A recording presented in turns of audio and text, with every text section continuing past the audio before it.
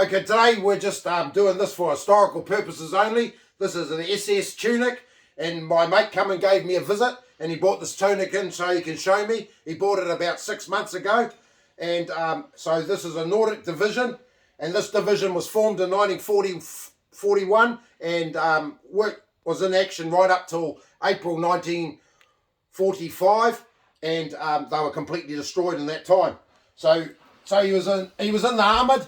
And we've got the Panzer Destroyer badge here. These are worth a couple of $1,000s on their own. So this is a really nice badge to go along with this uniform. Obviously it costs a few dollars, this thing.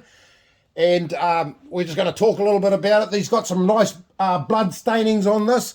And I think it was the guy probably putting in his hand. They look like finger marks to me. But the blood staining, obviously he's seen action. This is a late war tunic, which is about M43.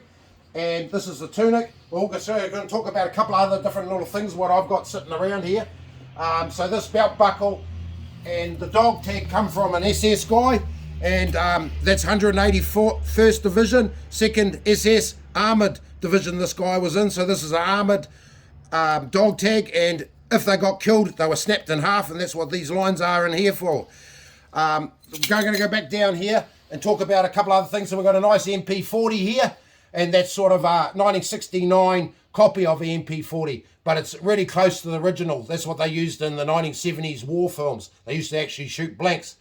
Just for something a little bit different, we're going to talk, this is an old prop that come from The Last Samurai, and it's got stamped on the top, Last Samurai, so they would have had this sort of blowing up at this time, and they would all look like guns at The Last Samurai here in Taranaki.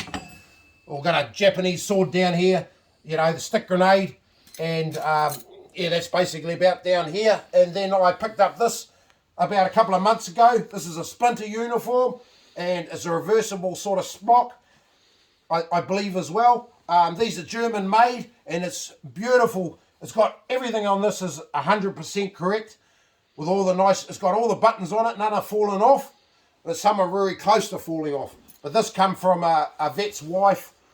A vet's wife, when this guy collector was in Germany about 35 years ago, and he picked it up directly off the vet's wife, and this was this guy's one, and also the trousers. And the trousers are very hard to find, and these trousers are absolutely, they've got a few bits of damage, whether they're moth holes or they're just in the action because they were running through fields and all that sort of stuff.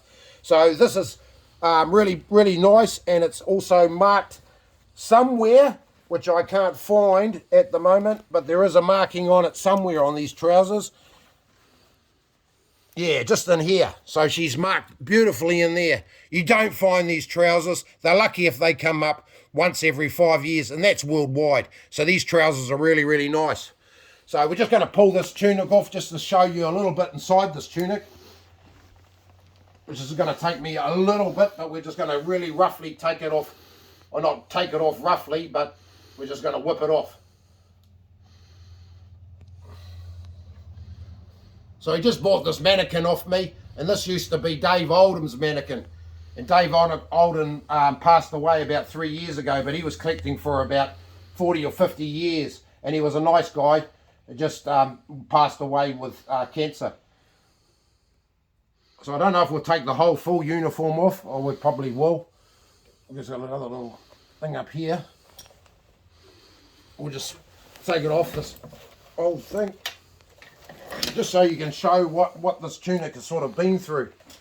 So I believe he was probably wounded in the field, and see all these blood stains like that, but he probably wasn't wounded in this jacket, and I think all these finger marks was him putting on his jacket. So you can see the blood patches around on the tunic, which sort of brings a little bit of story in behind it.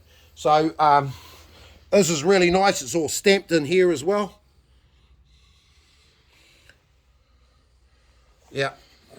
So that's a quick talk about that tunic and the eagle and everything. And fucking beautiful to see this SS tunic. You just don't find them anywhere. And this guy has collected right. Hopefully I can sell him a SS belt buckle and the dog tags. But I don't know if his pocket's that deep at the moment. But we'll soon see. Because that belt buckle is absolutely really, really nice. So the belt buckle and when we put it on his uniform, he actually broke the little tag off it. But you can see it's been well used in the SS and hard, you know, and that was it. Okay, thank you very much for looking at this video. Cheers, and I'll catch you again another time. Cheers.